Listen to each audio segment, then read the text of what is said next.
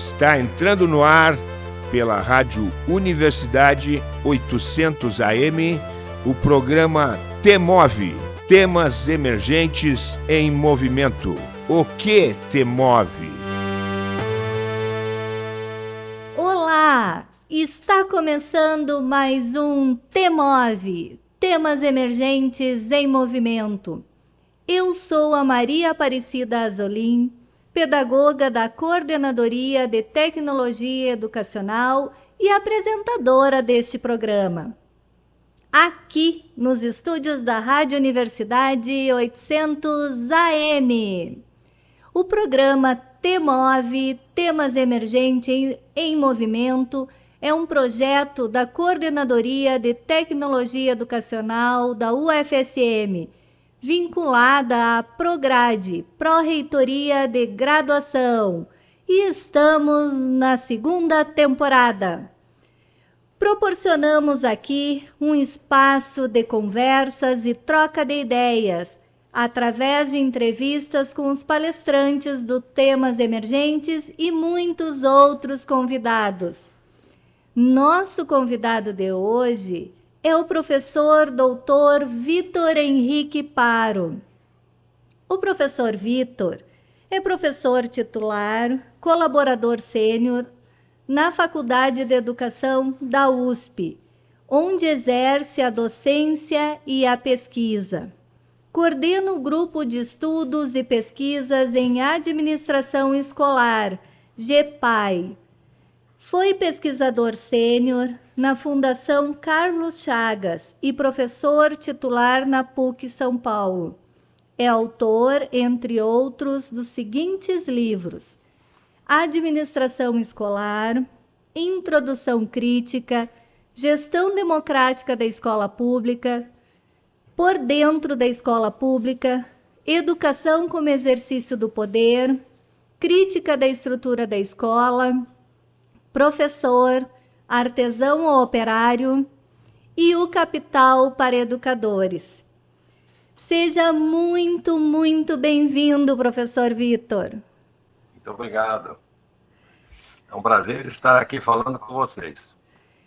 Professor, nós temos uma pergunta inicial que dá título ao nosso programa.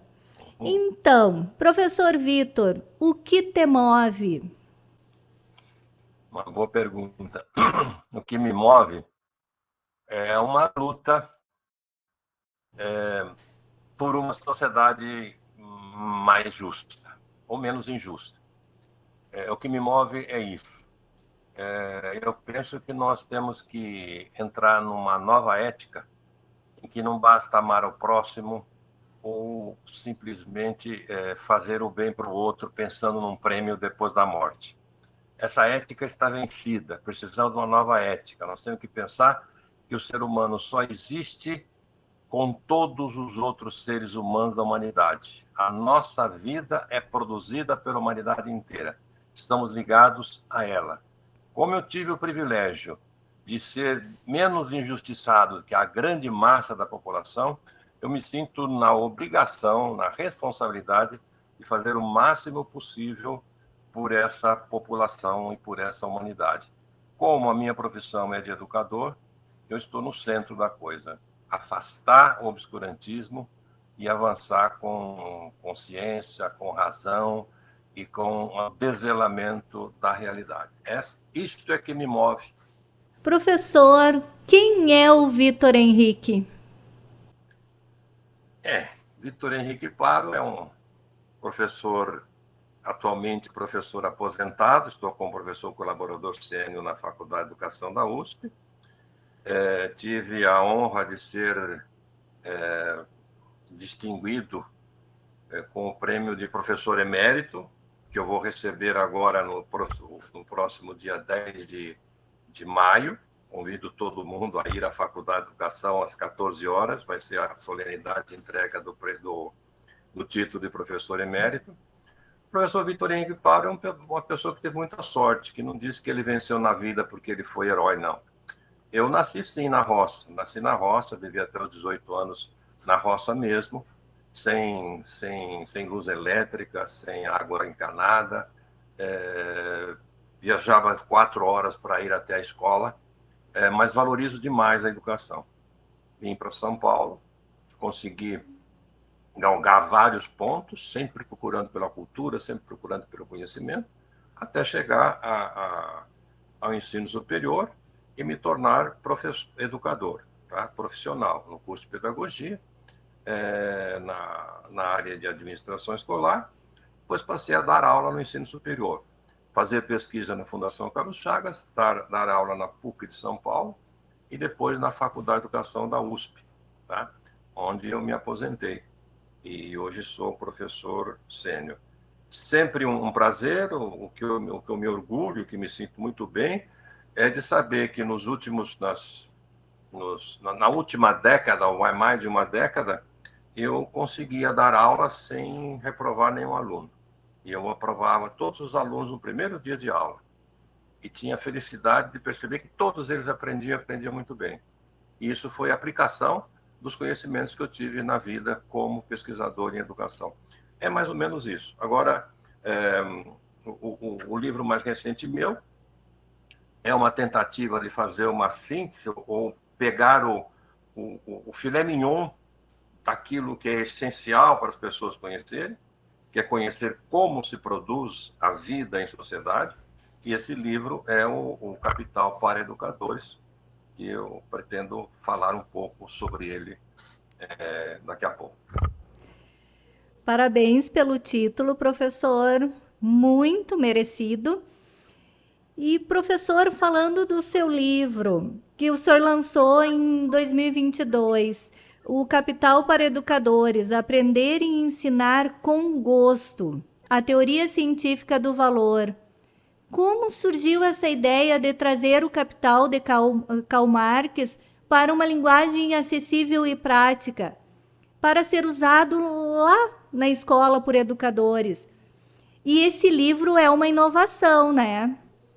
Gostaria que o senhor falasse desse diferencial que tem o livro e sobre essa ideia maravilhosa. Também, as duas coisas. Então, por que trazer por uma linguagem simples? Porque eu, há mais de 40 anos, ensino e dou aulas para a graduação e para a pós-graduação sobre o livro O Capital de Karl Marx. E eu descobri que a única forma de compreender de fato o capital é que cada um compreenda por si. O capital não pode ser pensado como um dogma. Não foi um profeta que veio e disse: o capital é ciência. Você não pode compreender a teoria da relatividade, que é ciência pura, simplesmente porque o Einstein disse, ou a teoria da atração dos corpos, porque o Newton falou. Não, você precisa compreender, você precisa chegar lá. Então, e no caso do capital, é uma coisa muito interessante. Você só compreende o capital se for fácil. Se você quiser complicar e começar a usar jargões, usar coisa que todo mundo fala, você jamais vai compreender, vai sempre fingir que compreende, não vai fazer bem nenhum. Você vai negar aquilo que foi a maior contribuição de Karl Marx. Karl Marx dizia: eu não sou marxista. O que ele queria não é que você o seguisse como se fosse um dogma, como se fosse alguém falou. Pelo contrário, a sua ciência veio exatamente desgraçar com essa concepção religiosa, de fé simplesmente no que o outro falou. Não existe nenhum Messias, não existe nenhum Deus para te dizer o que é bom. O que existe é a realidade. E você, como ser humano, como todos os seres humanos, tem condições de apropriar-se dessa realidade. Como fazê-lo? De uma forma simples. Eu criei uma forma simples nos meus 40 anos dando aula. Eu tenho a felicidade, esse é um dos maiores orgulhos que eu tenho, que as pessoas que leram Capital comigo se tornaram socialistas de verdade, adotam a concepção econômica, científica, entendem de economia. Essa é a minha maior felicidade. No final, eu comecei a fazer alguns pequenos artigos, né? Que eu publicava no meu site é vitorparo.com.br, e eu publicava lá os pitacos teóricos. Eu já cansei de escrever livros, já escrevi 19, 20 livros, sei lá, 18, 19 livros. Eu não vou escrever mais livros, eu vou escrever pequenos e botar no site. Acontece que a coisa se avolumou, eu fui escrevendo, eu fui fazendo da forma que eu fazia ao ensinar. É um pouquinho demorado, mas deixa eu dizer isso. Ao ensinar o Capital para Educadores, quando eu li o Capital, e depois eu li mais umas 12, 13 vezes, quando eu li o Capital, eu fiquei pasmado de perceber a riqueza que é o Capital, a beleza que é, o rigor de Karl Marx. Tá? Um Karl Marx cientista. É bom que se tenha bastante claro isso. Hoje se fala muito de Karl Marx, que combate Karl Marx, o Karl Marx militante. E as pessoas querem falar sobre a contribuição de Marx detendo-se apenas no manifesto do Partido Comunista, ou na ideologia alemã, ou em outros textos do Karl Marx. Calma lá. A obra máxima, a obra central de Karl Marx, que contribuiu para a humanidade de uma forma ímpar, é O Capital, que ele escreveu o primeiro livro, foi publicado, teve uma segunda edição, e deixou escrito, mas não completo, o livro 2 e o livro 3. Tá? No Brasil, você encontra uma boa edição com a tradução do Reinaldo Santana, para mim, a melhor tradução é da Abril Cultural, que não está esgotado, e também tem a edição da Civilização Brasileira, que às vezes é meio... é a tradução do Reginaldo Santana. Bom, aí eu fui perceber coisas lindíssimas, que só exige você fazer-se sujeito, não acreditar em ninguém. É assim, por que é assim? Compreender a sequência do pensamento, por que está feito daquele jeito, e se convencer. Você é capaz de criar o capital de novo. Todo ser humano é isso. A ilusão do Marx é que ele... A ilusão não, ele estava realista. É que o Capital foi muito mais potente. Escreveu o Capital para trabalhadores. Só que houve um combate tão grande, da mesma forma que a igreja fez, por exemplo, sempre fez com a ciência, e sempre matou e mandou queimar todo mundo que fosse a favor da ciência. O Capital tem feito com essa obra O Capital. O capitalismo tem colocado na obscuridade. Tá? Os economistas, em sua grande maioria, eu diria quase unanimidade, tirando alguns marxistas, alguns. A imensa maioria dos economistas não entendem nada de teoria científica do valor. Eles não sabem por que uma coisa tem valor. Eles não usam sequer o Adam Smith. Eles falam tanto de Adam Smith para falar do liberalismo, da liberdade de comércio, etc., mas não usam o essencial, aquilo que o Marx herdou do Adam Smith. Não foi o Marx que falou que quem produz valor é o trabalho, não. Foi Adam Smith. O que o Marx fez foi provar isso de uma forma que o Adam Smith jamais teria condições. E o Karl Marx conseguiu. Então, veja, não deu nem para eles continuarem falando. Eles tiveram que inventar uma outra bobagem aí, que é a tal teoria marginal, inventar uma coisa completamente babaca, idiota, para continuar enganando a população inteira. Estou dizendo babaca, idiota, porque é isso que os grandes economistas, os Guedes da vida, os ministros da economia de um modo geral, eles não entendem, ou pelo menos não devem entender, certamente, de teoria do valor. Porque para explorar, para governar com o poder do seu lado, não precisa entender de economia. Basta entender de lucro. Você, para matar o cordeiro, se você é um leão, você não precisa entender de lei da selva. Basta você ir lá e comer o leão. Mesma coisa o capital. Para ser capitalista, não precisa entender de economia, do essencial da economia. Precisa praticar uma lei da selva, que é a lei do mais forte. Eu tenho às minhas mãos os meios de produção, quer dizer, tudo aquilo necessário para produzir a vida, você não tem. Então você vai produzir a sua vida de acordo com as minhas regras. Mais ou menos é isso. Pois bem, e aí eu fui verificar quantas pessoas falam bobagem sobre o capital. Isso torna difícil, porque chega lá um sociólogo, um economista, e a pretexto de ser marxista, Ele pega e fala sobre valor de troca, valor de uso, trabalho abstrato, trabalho concreto, subsunção real, subsunção formal, enrola tudo, ele não entendeu patavinas, e as pessoas pensam que ele entende. Aí eu comecei a perceber, de repente, um sociólogo famoso, cujo livro eu li dele sobre o trabalho, ele não sabia a diferença entre valor e valor de troca. Não é possível entender economia se não soubesse a diferença em Karl Marx. Ele usava como sinônimos. Por acaso, como ele era pessoa amiga da academia, um dia eu sentei no hotel, a gente estava almoçando, e eu falei, fulano, não é bem assim, viu? Expliquei para ele, é.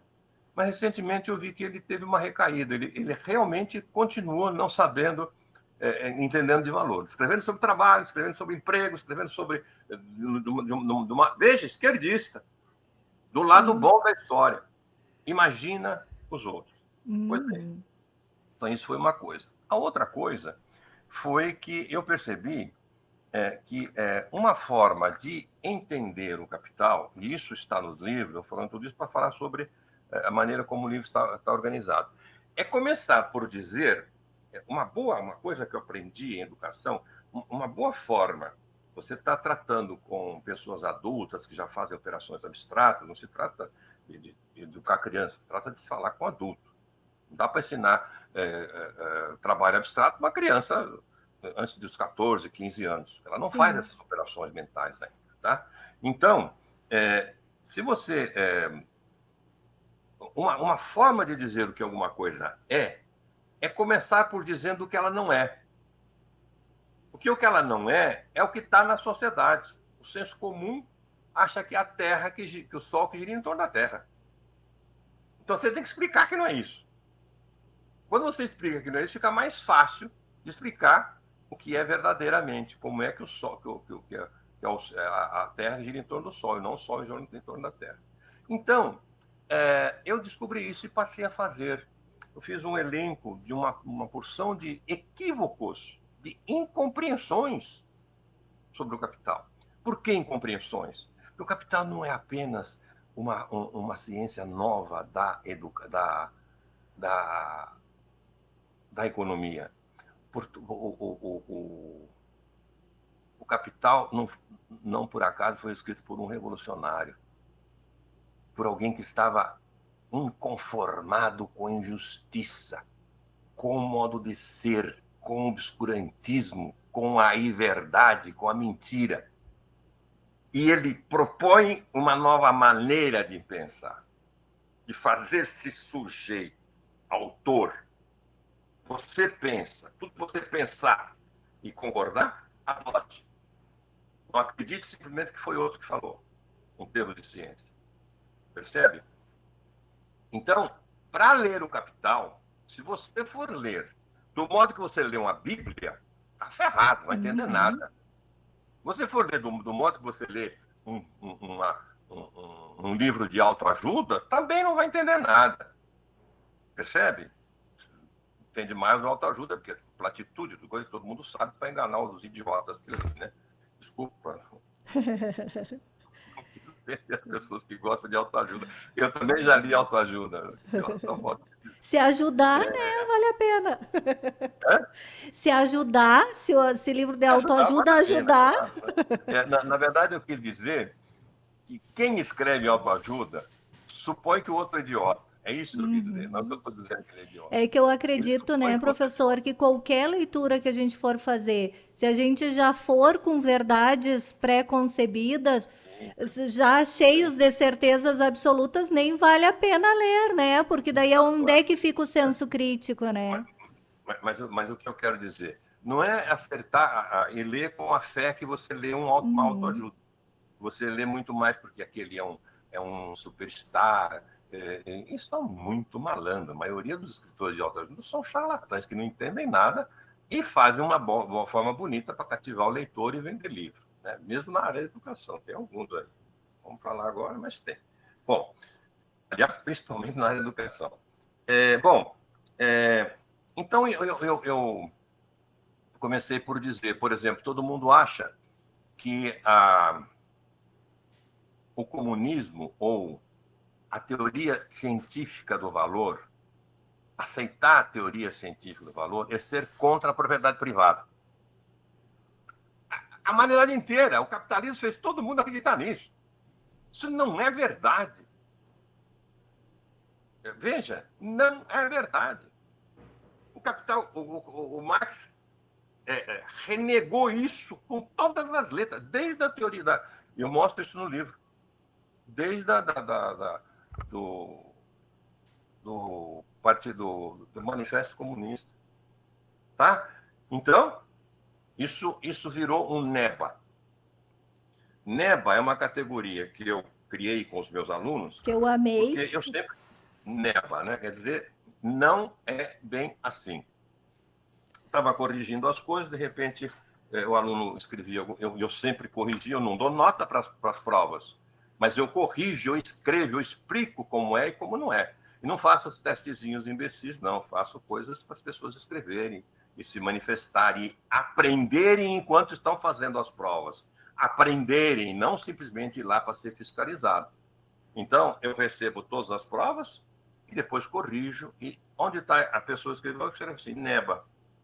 Não é bem assim. A pessoa me consulta e eu explico por que não é bem assim. E todo mundo gostou desse NEBA. Então, eu inventei essa categoria NEBA. Eu amei. Eu, inclusive, passei a usar, já vou mostrar isso logo, passei a usar no meu livro. Então, os meus capítulos de livros, a grande parte deles são NEBAs.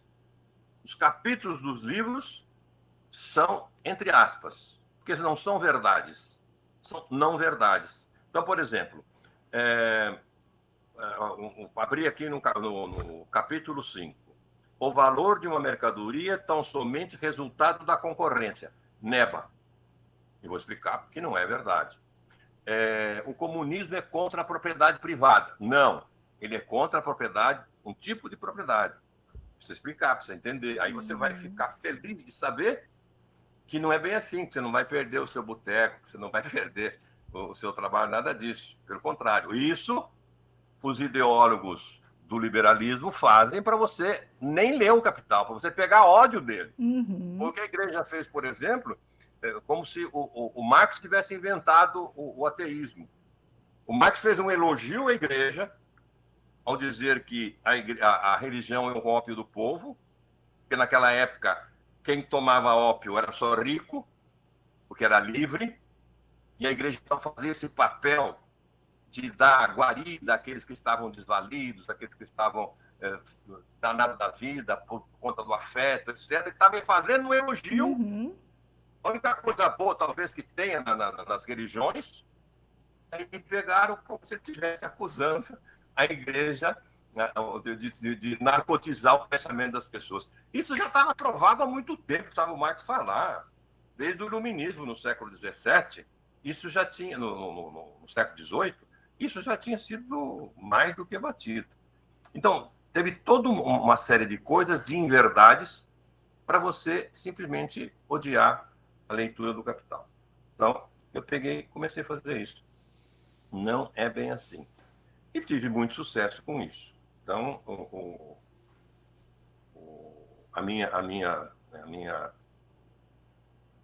o meu interesse em vulgarizar o Capital é esse. Porque ou você compreende as coisas... Veja, eu vou ler a quarta capa do livro, pelo menos um pedaço, e todo mundo que pega o livro pega na mão e vai entender a importância de um livro desse tipo. Ó, um mundo melhor exige o conhecimento das leis que regem seu funcionamento. A humanidade dispõe desse conhecimento desde meados do século XIX, por meio da teoria científica do valor formulada por Karl Marx. Mas, aos poderosos, interessa ocultar uma explicação tão contundente sobre a forma como a riqueza é produzida pelo trabalhador e expropriada pelo capitalista. A pobreza não é uma fatalidade, mas uma produção dos ricos a quem ela deve ser, ela sempre servirá. Depois continua aqui o livro. Daí a importância deste livro. Nele, Vitor Pablo esmiuça os equívocos e incompreensões comuns sobre a teoria do valor e apresenta de forma surpreendentemente clara o que é essencial para compreender como de fato se efetiva a produção da riqueza pelos que trabalham e sua inapelável apropriação pelos proprietários do capital. Não acreditem nisso que eu estou falando, por favor. Não vai dizer o Vitor falou isso, então é verdade que o capital explora o trabalho. Não, enquanto você não explicar como se dá isso, você não tem o direito de falar isso. Não vira jargão. Você precisa explicar, você precisa compreender que isso realmente acontece. Uma obra essencial para todos os interessados em se sentir menos ignorantes a respeito do assunto tão vital. E assim poder contribuir para uma sociedade mais humana. Então, isso sobre a primeira parte da questão, dizendo, inclusive, que o livro ele tem 2 títulos. Ele não é um subtítulo. O primeiro título é O Capital para Educadores. Porque, como eu trabalho na área de educação, eu sei a importância de que, pelo menos, os educadores saibam para poder ensinar as massas da população. Sem proselitismo, sem partido político, percebeu? Uhum. Sem ideologia, cientificamente. E o outro título é Aprender e Ensinar com Gosto a Teoria Científica do Valor. Então, o livro não é apenas para educadores, é para todo mundo. E aí, sobre a inovação, que a Maria Aparecida acaba de me perguntar. Uhum. Ele é um livro realmente inovador. Eu falei, só vou fazer um livro se for para ser um livro bonito. As pessoas esquecem que ler é das coisas mais maravilhosas que existe. Mas é bom ler com gosto. Quando você quer seduzir as crianças para ler, você faz livro bonito, você faz livro todo cheio de ilustração, com páginas em branco para ver que está passando rápido. Por que só a criança tem direito a um livro bonito? Eu sou um leitor invertebrado, como diz o Vicente Mateus, né? Mas eu gosto de um livro gostoso de ler. Então, esse livro, primeiro, não dá para falar aqui pelo rádio, mas ele é bonito. Tem uma capa bonita. Realmente. A sua aresta é arredondada e ele tem letras grandes, bonito de se ler, gostoso de se ler. Ele é todo ilustrado, com fotografias. Me deu um trabalho, gente, quase um ano para descobrir fotos, ilustrações, coisas bonitas para mostrar e para agradar a leitura. E tem mais. Vamos falar das inovações. Primeira inovação. Ele tem um glossário remissivo. Não é nem um glossário simplesmente, nem um índice remissivo simplesmente. Ele é um glossário. Ele tem, no seu final, 80 termos, verbetes, que são explicados em um parágrafo, cada um desses verbetes, e no final se remete ao livro onde esses verbetes estão. Então, esse glossário remissivo é muito importante. E quando você trabalha com uma teoria inteiramente nova, o Marx teve que criar muitas categorias. Então, quando ele fala trabalho, você tem que entender o que ele entende por trabalho. Quando ele fala trabalho concreto, você tem que entender o que ele fala trabalho concreto. Quando ele diz trabalhador é uma coisa, trabalho é outra coisa, força de trabalho é outra coisa. Quando ele fala natureza, ele quer dizer uma coisa. Quando ele fala liberdade, não é aquilo que você tem no senso comum. No senso comum, liberdade é estar solto. Liberdade no livro não é isso, não. O passarinho está solto e ele não é livre, não. Ele não é livre para voar. Ele voa necessariamente. Livre para voar é um homem que pode optar entre voar e não voar. Percebeu? Essas coisas estão explicadas nesse glossário. E durante o momento em que você for lendo, nas páginas, essas palavras aparecem com uma letrinha gorda e colorida. Uhum. Então, olha, abri aqui por acaso na página 31. Mas superação do capricho e alienação do modo do tipo de propriedade privada. A palavra privada está grifada. Porque lá adiante, no glossário, tem uma diferença entre privado e público. Para você não confundir. Para você não confundir público, por exemplo, com estatal ou com governamental. E quando você é público, quando você não é. E assim por diante. para você ter rigor no pensamento. Com esse rigor no pensamento, você vai aos poucos e você compreende tudo. Veja, são 18 capítulos, mas capítulos curtos, tá? Fáceis de ler. Bom, essa é uma inovação. Tem uma inovaçãozinha aqui que paga a pena, que é só para en passant, que ele tem um marcador, marcador de página, que que tem um imã. É um marcadorzinho pequenininho que você bota do lado das páginas, não em cima. Você não separa simplesmente a página, você para, você bota o marcadorzinho no lugar onde você parou, na linha em que você parou. Né? Esse vem junto com o livro. Agora, a inovação maior que tem é o seguinte: ele é, segundo eu consto, como eu saiba, tentei procurar, mas não achei outro. Ele é talvez o primeiro livro híbrido da história. E quer dizer livro híbrido? Não é simplesmente um livro que é digitalizado. Os meus livros, quase todos eles são digitalizados.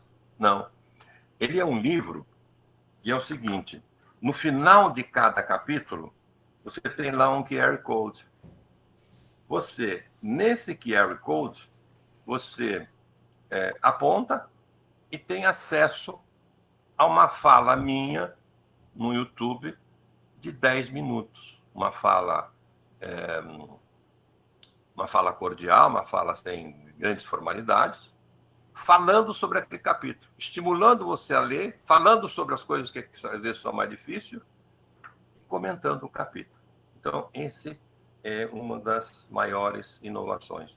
O fato de que ele é um livro híbrido. É, ao mesmo tempo, papel e, ao mesmo tempo, digitalização não, eletrônico, que você entra na internet. Agora, veja bem, você não precisa, para ler o livro, para compreendê-lo bem, ligar no QR Code e ir na internet. Tá? A internet é uma coisa a mais, uma parte didática a mais para você se sentir bem e compreender. Tá? Agora, você pode, inclusive, pegar na internet e assistir, mas não é assistindo às 18, 19, na verdade, que tem a introdução, às 19 palestrinhas minhas, que você vai entender o capital. Tá? O essencial é realmente o livro por escrito. Professor, eu vou ter que chamar um intervalo, mas logo a gente volta. Mas antes de chamar o intervalo, eu vou ter que fazer um comentário como leitora do seu livro.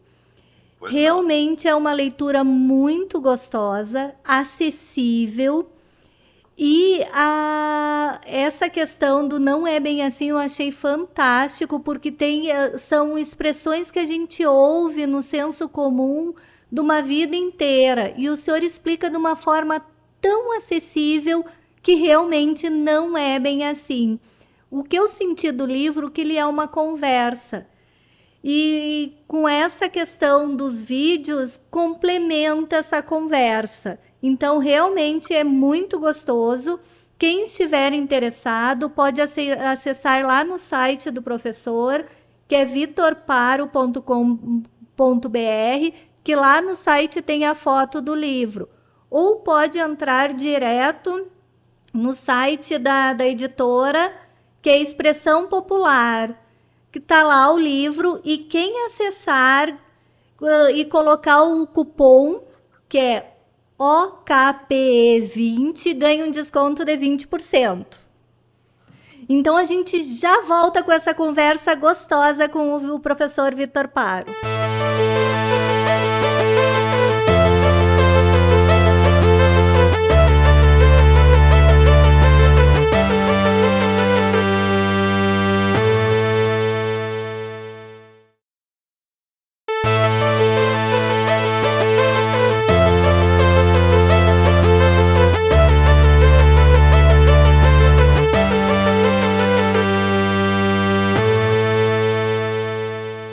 Estamos de volta com o T-Move. Para você que ligou o rádio agora, seja muito bem-vindo, seja muito bem-vinda.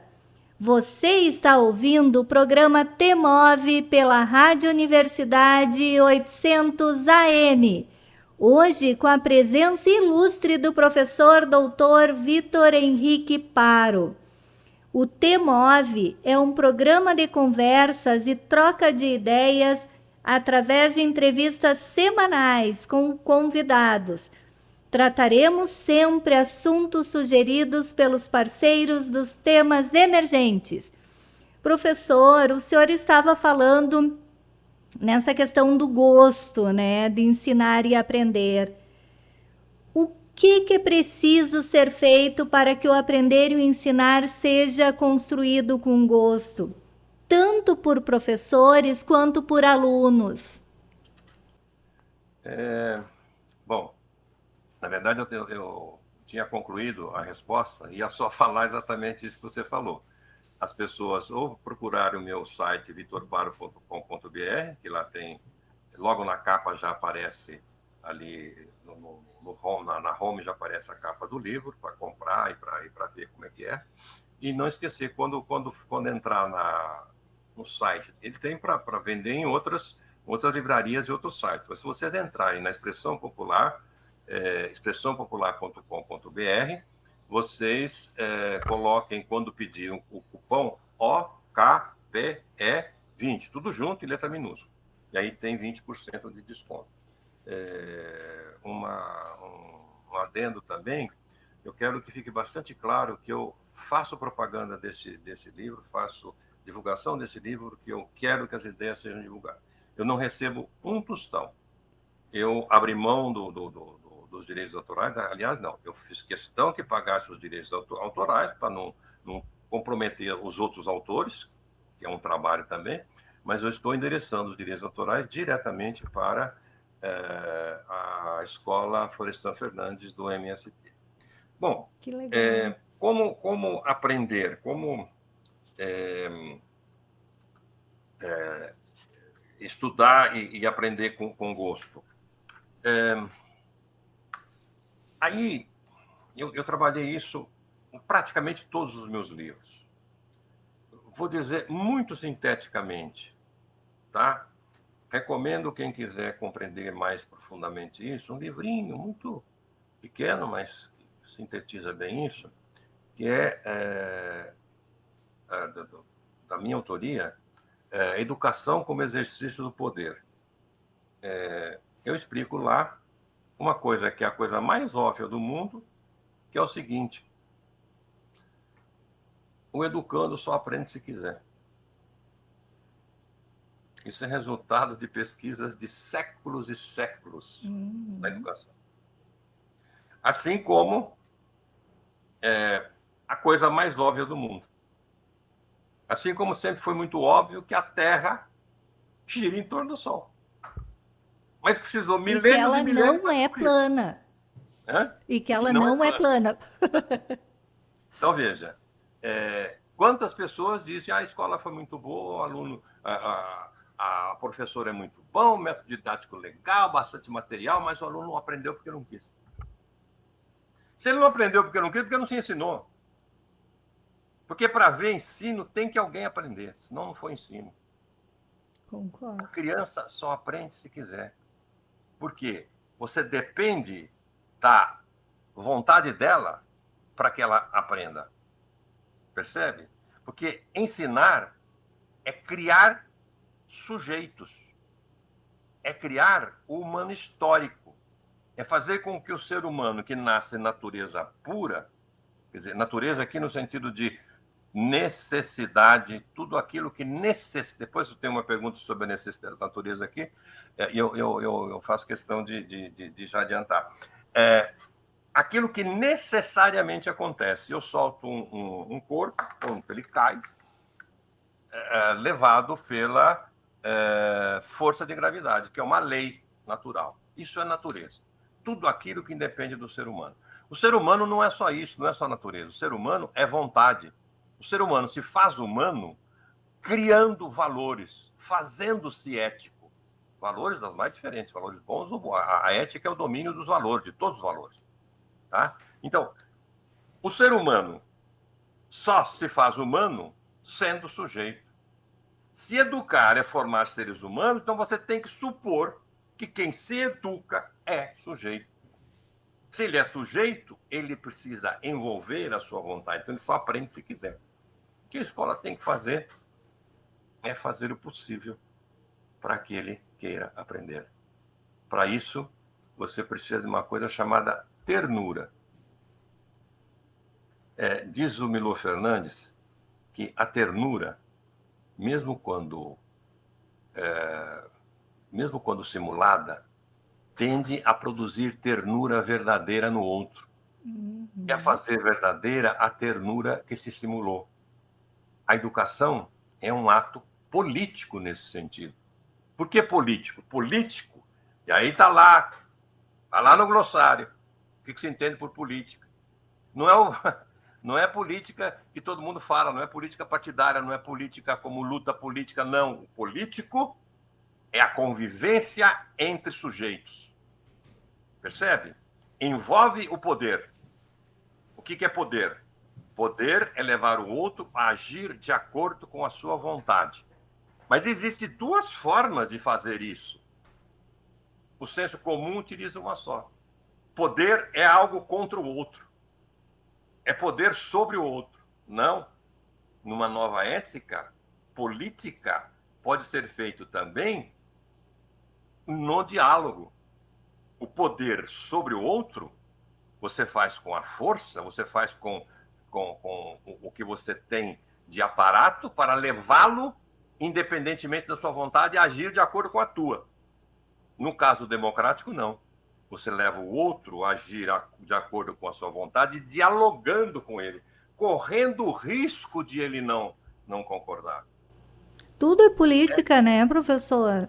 O Bertolt Brecht já dizia, né, que não tem como viver sem a política, Sim, né? Então, política é constitutivo do humano. Os animais vivem sem política, tá? O humano não, porque supõe convivência entre sujeitos. E a democracia é a convivência entre sujeitos que se reforçam como sujeitos. O autoritarismo é entre sujeitos que um sujeito domina o outro e faz do outro objeto e não sujeito. Percebe? Então, é essa a diferença. Na educação tem que ter essa relação. Então, essa é a diferença do trabalhador comum, o trabalhador de um modo geral, no sistema capitalista, e o trabalhador na educação. No sistema capitalista, o que te move a trabalhar é um salário. Você vai trabalhar, obrigado. Você faz um trabalho forçado. Esse é o sentido de trabalho forçado. Porque você não vai fazer uma geladeira pelo motivo de que você gosta de geladeira, de que você vai caprichar naquela geladeira. Não, você vai fazer de geladeira porque é a forma de você ter acesso àquilo que você realmente quer, aquilo que te motiva, que é o salário. Para você fazer a geladeira, você não precisa de uma ação política, uma ação de poder político, um poder entre sujeitos. Não, a geladeira não é sujeito. O metal, o plástico não se interpõe contra você. Você, para transformar o metal e o plástico em geladeira, você não precisa pedir licença. Posso te transformar? Não, não precisa. O objeto de trabalho que você transforma, ele é um objeto puro. No caso do educando, não. Tem que gostar, como dizia Paulo Freire, tem que gostar de gente. Exatamente. Quando você vai educar, o técnico levar o outro a querer aprender é necessariamente político. O que é levar o outro a querer aprender? É fazer com que o outro haja de acordo com a sua vontade. Pronto, está carimbado. Isso é política. Política é isso. Então, o professor tem uma peculiaridade que é ter que lidar com o político no momento mesmo do técnico. Eu recomendo para quem quiser compreender isso, porque isso é uma coisa única. Modéstia às favas, eu não conheço nenhum autor, pode existir, mas eu não conheço nenhum autor, de tanto que eu pesquisei, se alguém souber, me fala, que tenha verdadeiramente, depois de 150, 160 anos de O Capital, utilizado a categoria trabalho e a categoria política, do modo pensado com Karl Marx, para examinar o trabalho do professor. Não conheço. E conheço muitos autores excelentes é, de ligados à teoria do valor, ligados a Karl Marx, de esquerda, mas parece que ninguém ainda conseguiu perceber essa característica. Que eu trabalho num outro livro. Lá no meu site, vocês podem procurar, vitorparo.com.br. O meu penúltimo livro chama-se Educador, dois pontos. Desculpa, Professor, dois pontos. Artesão ou operário.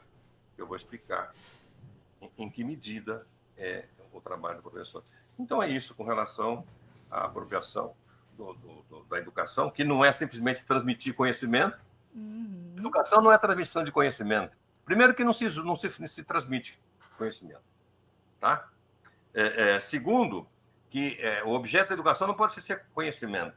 O ser humano, para fazer-se humano, e o ser humano enquanto história, enquanto ser que se produziu historicamente, ele não produziu apenas conhecimento. Ele produziu conhecimento, informações, ciência, filosofia, arte, valores, crenças. Tudo isso é produção humana, tudo isso é cultura. Então, educação não é transmissão de conhecimento. É conhecimento também, claro, não, é imprescindível, não se abre mão absolutamente de conhecimento. Repito, não se abre mão absolutamente de conhecimento. Porque sempre que a gente fala que é muito mais, as pessoas vêm dizer que eu estou sendo contra o conhecimento. Não, Eu acredito que a educação é a transformação da convivência. A gente está se transformando e nessa convivência o outro se transforma, porque a gente também não transforma ninguém, né? A gente consegue se transformar e olha lá, né? Então, mas essa transformação, Maria Aparecida, em termos científicos, em termos técnicos, essa transformação se dá pela apropriação de cultura. Uhum. Você, quando nasce, você nasce zero. Analfabeto, careca, analfabeto e sem dente. desdentado. Entendeu? Tá? Você nasce nada. Você nasce tão humano quanto uma anta. Não é força de expressão. Tão humano quanto uma anta, em termos de humano histórico. Você passa a ser humano histórico a partir do momento que você se apropria aquilo que a história produziu, que é cultura. Tá? Essa produção da cultura tem que ser passada entre aspas. Quer dizer, cada nova geração se apropria da cultura das gerações anteriores, fazendo-se sujeito, apropriando-se da cultura. Então, quando eu, por uma ação pedagógica, crio condições de que você se aproprie um determinado elemento cultural, um conhecimento, um valor, uma habilidade, etc., esse conhecimento, você se apropria dele, ele passa a ser seu, sem deixar de ser meu. Não houve transmissão. Uhum. Eu não educo você, eu propicio condições para que você se eduque. Uhum. É isso que está por trás dessa concepção de educação. Perfeito. Professor, estamos assistindo no noticiário essa situação imposta aos povos originários, como os Yanomamis, que pela ganância estavam sendo dizimados. Dias atrás, denúncias de trabalhos análogos à escravidão em vinícolas da Serra Gaúcha. Essa forma de organização social é realizada por pura maldade? Como vencer esse sistema explorador e excludente? Bom, eu acho que com essa questão a gente completa o nosso tempo aí, porque é uma questão importantíssima. Muito. Eu tenho, inclusive, eu estou procurando aqui, um capítulo do capítulo 3 do meu livro, tem o seguinte título, entre aspas, que é o NEBA. A exploração do trabalho é resultado da maldade do capitalista. Todo mundo acredita que é isso. Quanta gente de esquerda diz que não. É ele que é o mal. Inclusive, existe uma expressão completamente absurda, que é, muita gente vai cair da cadeira agora, e se fala tanto, que é uma redundância fantástica de falar que existe capitalismo selvagem. Não tem o menor sentido esse qualificativo. O capitalismo é necessariamente sempre selvagem, porque ele não é movido por leis naturais. O que aconteceu com os Yanomamis, O que aconteceu com a escravidão lá no Sul, recentemente, acontece no mundo inteiro e aconteceu durante toda a história do capitalismo. A escravidão no Brasil, as atrocidades todas que parece que não existem. Parece que as atrocidades contra o negro foram menores do que a atrocidade que está acontecendo com o Yanomami. Isso não tem tamanho, as duas são imensas. Exatamente. Mas a gente se esquece da dívida que nós temos, da responsabilidade que nós temos. Nós só existimos porque o povo negro construiu esse país com o seu suor. Só a teoria do valor explica isso. Uhum. Eu não falei nada como é. Vai ler o livro, vocês vão entender por quê. Por quê? Veja, o mentecapto do governador do estado de São Paulo agora resolveu mudar o nome de uma estação do metrô de Paulo Freire para Fernão Dias. Ah, Por quê? Porque ele é capaz de fazer isso. Porque as nossas escolas não explicam o que foram os bandeirantes. E nem explica quem foi Paulo Freire. Os bandeirantes, veja, tem uma emissora que chama Rádio Bandeirantes, Band News, etc., que se orgulha do nome de Bandeirantes. Bandeirantes é sinônimo de bandidos. sim, eram mercenários. Grandes bandos, criminosos, assassinos, estupradores, exterminadores de índios, de indígenas.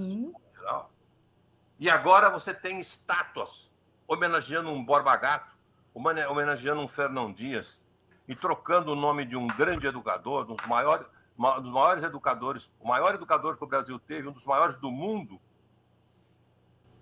por Fernão Dias. Professora, eu vou ter que fazer um parêntese. Eu trabalhei 22 anos numa escola do estado com o nome do Bandeirante. Bom, tem Escola, né? Tem até cidade com o nome de Garça Azul Médici. Vamos fazer o quê, né? É. Mas isso só para dar um exemplo de como a ignorância crassa a respeito disso. E as pessoas aceitam. Veja, é muito difícil explicar sobre o que é o capitalismo selvagem, porque existem uns outros... Deixa eu ver se com poucas palavras, de uma forma muito rápida, eu posso falar aí sobre a grande equívoco que existe. Vocês vão ver isso no meu livro com uma forma muito mais fácil, muito mais demorada. O que existe, eu não estou demonstrando, estou só dizendo, tá? Demonstração, para vocês se convencerem, vocês têm que ler o livro e refletir junto com o Karl Marx. Existe uma palavra que é trabalho. Trabalho, do ponto de vista de Karl Marx, é toda atividade adequada a um fim. Um trabalho guiado por um fim, uma atividade guiada por um fim, é um trabalho. Então, trabalho é uma atividade. Força de trabalho é a energia que você despende para trabalhar. Energia física e mental. Essa energia física e mental só existe se você se alimenta, se você mora, você precisa de alimentação, condução, moradia, vestimenta. Você precisa de tudo aquilo que é a produção da sua vida material para dispor dessa energia. E no capitalismo se chama força de trabalho, na teoria científica do valor. Força de trabalho. Então, veja, há uma diferença. Trabalho é a atividade que você realiza. Força de trabalho é a energia que você despende. Para você, trabalhador é aquele que trabalha. No senso comum e no capitalismo, se chama de força de trabalho ou trabalhador. Isso não é de graça, porque isso confunde. No capitalismo, chama-se de trabalho o produto do trabalho. Não. O produto do trabalho é o produto. Então, existe trabalhador, existe trabalho, existe força de trabalho. Força de trabalho é energia, trabalhador é quem trabalha, e produto é aquilo que é produzido. O que o capitalista vem e diz? Que vive numa sociedade certa, Porque o capital, quer dizer, o dono do dinheiro, paga ao trabalhador o trabalho que ele realiza. Quer coisa mais óbvia do que isso? Tá na cara que é isso. O capitalista paga o trabalho do trabalhador. O trabalhador vai, vende o seu trabalho, o capitalista paga e está pronto. Isso é claro. Tão claro quanto o fato de que o Sol gira todo dia em torno da Terra. Tão claro quanto isso. Não é bem assim. Não é verdade. Na teoria científica do valor, nós vamos descobrir. Veja, não atenda porque eu estou falando. Eu não estou explicando, não estou justificando, não estou fundamentando. Estou simplesmente dizendo para você compreender. O que o capitalista paga não é o trabalho. O que o capitalista paga é a força de trabalho. Ele paga a energia que você despende para trabalhar. Mas ele paga esta energia que é aplicada por você em batatinha, arroz, feijão, escola, moradia, condução, etc., o suficiente para você produzir. Só que durante um dia de trabalho, uma jornada de trabalho, este valor que ele te paga para você viver e repor a sua energia, você produz nos primeiros minutos praticamente do dia.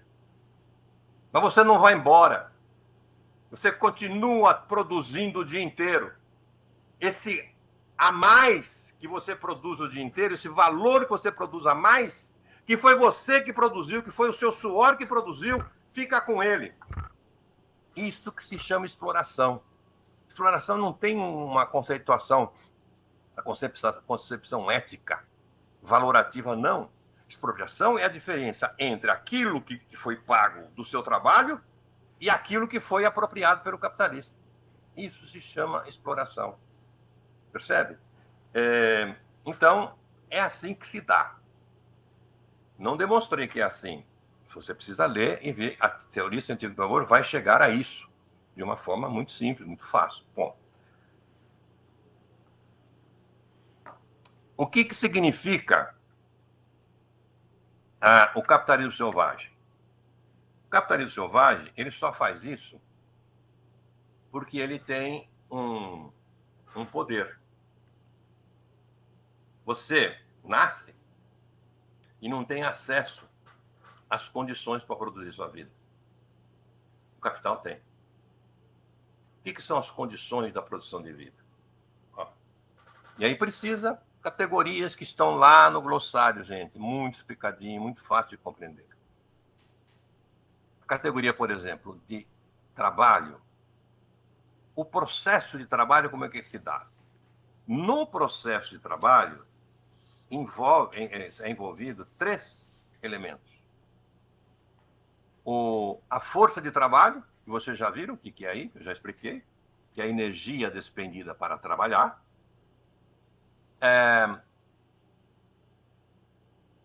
O objeto de trabalho, que é aquilo que se transforma em produto. Num trabalho da produção material, por exemplo, eu pego tábuas e transformo em mesa. As tábuas são um objeto de trabalho. E instrumentos de trabalho. São as ferramentas, as máquinas, etc., que eu utilizo para transformar o processo de trabalho. Já estou dando aula sobre o capital, gente, mas precisa para poder compreender. Veja, objeto de trabalho mais instrumentos de trabalho é o que o trabalhador precisa para poder ter condições de aplicar a sua força de trabalho. Veja que aqui nós não estamos confundindo o trabalhador como uma parte do processo de trabalho. O trabalhador não é parte do processo de trabalho, não. O trabalhador é quem comanda o trabalho.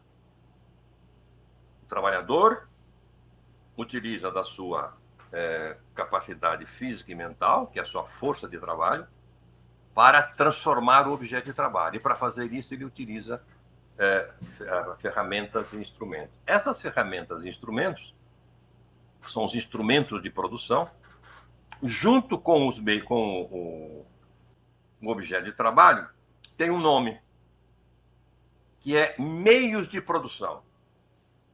O que são meios de produção? Muita gente usa as palavras e não sabe. É a propriedade dos meios de produção, não sei o quê, e nem sabe o que quer dizer isso. Meios de produção, na verdade, são condições objetivas para produzir. Simples assim. Para haver trabalho, quer dizer, para você produzir sua vida, é preciso que haja condições objetivas de produção desse trabalho. Essas condições objetivas da produção de trabalho chamam-se meios de produção. Sem meios de produção, não existe produção da vida. Numa sociedade de classes, os meios de produção estão nas mãos da classe dominante. No tempo do escravismo, estava nas mãos dos senhores de escravo. No feudalismo, nas mãos dos grandes feudatários. No capitalismo, nas mãos do capital. Como que chegou às mãos deles? Existe uma lenda aí que é porque eles economizaram e conseguiram. Isso é uma grande bobagem, nunca existiu isso. Está nas mãos deles porque eles chegaram primeiro com força, com arma, com guerra, com pirataria, com corrupção.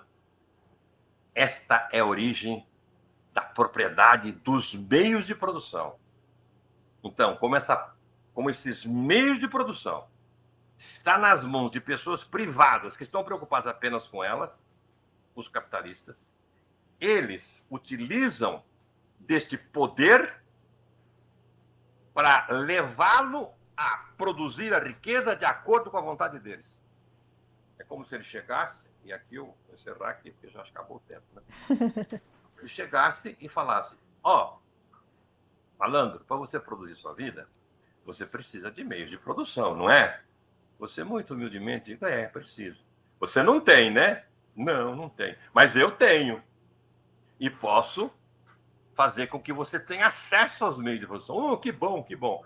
Só que é o seguinte, você só vai ter acesso aos meios de produção para produzir a riqueza, quer dizer, para produzir a sua vida, se fizer de acordo com as minhas regras. E quais são as suas regras? As minhas regras é o seguinte, você produz a sua vida para você viver mal e porcamente, mas além de produzir a sua vida, você produz também a vida. Produzindo muito mais riqueza, eu me aproprio dessa riqueza. O que está funcionando aí? É uma lei humana? É uma lei de liberdade? Não. É a liberdade do leão comer o cordeiro. Não é uma lei produzida coletivamente pelos seres humanos em nível de igualdade. Não existe igualdade. Porque quem tem a propriedade dos meios de produção manda em tudo, manda na ONU, manda no mundo. Quem tem a propriedade dos meios de produção, eles é que fazem. E é preciso que haja muita morte, que haja muito desgraçado, muito escravo no mundo inteiro, haja miséria, e que se briga contra o Estado favorecer o miserável. Mas ontem mesmo, um banco lá na Suíça foi à falência e gastaram bilhões e bilhões de dinheiro para tirar o banco, que nunca contribuiu porra nenhuma, como contribui o trabalhador com seu esforço, com seu sangue, com suas lágrimas, para produzir riqueza, sem qualquer briga, para proteger os capitalistas. E aqui, quando o Lula tenta, por exemplo, alguns bilhões para garantir a Bolsa Família, que é para corrigir a desgraça que o capital faz ao explorar os trabalhadores, tem uma puta de uma gritaria. Então, veja, não existe lei na sociedade capitalista. O que rege a sociedade capitalista não é uma lei humana. Eu vou ler muito rapidamente, só para vocês compreenderem, e aí encerro como se dá no livro.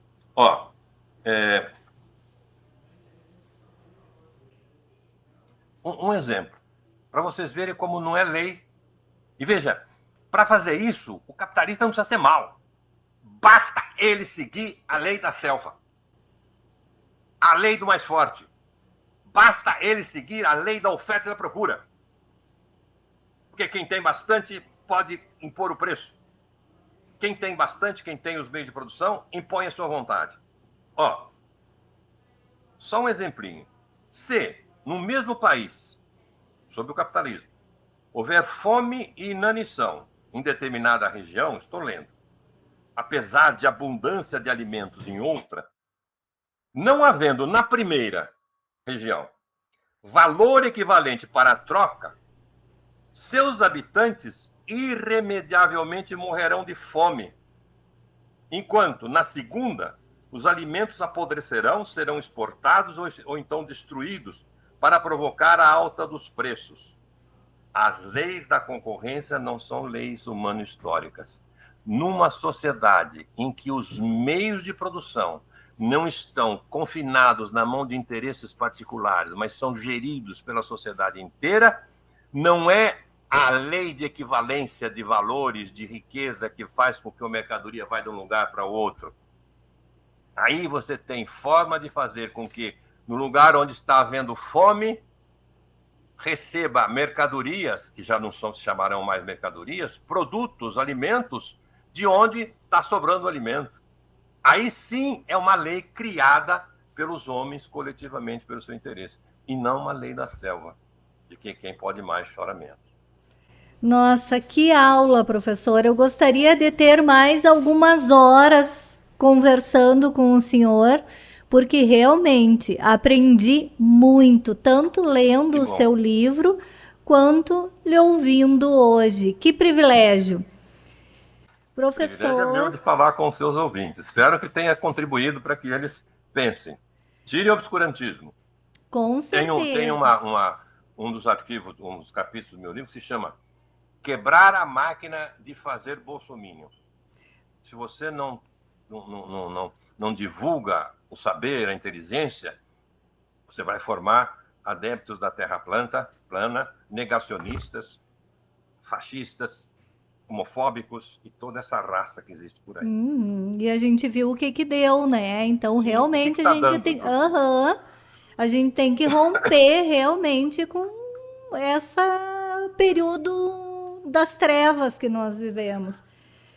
Quem se interessou pelo livro do professor Vitor, que realmente vale a pena ler, e eu falo como leitora, acesse lá no site vitorparo.com.br ou no site da editora expressãopopular.com.br. E se você quiser 20% de desconto, coloque lá no cupom OKPE20. Professor, muito, muito obrigada pela sua presença, Obrigado por nos propiciar esse momento realmente reflexivo. Muito obrigada. Obrigado eu. O TEMOV vai ficando por aqui.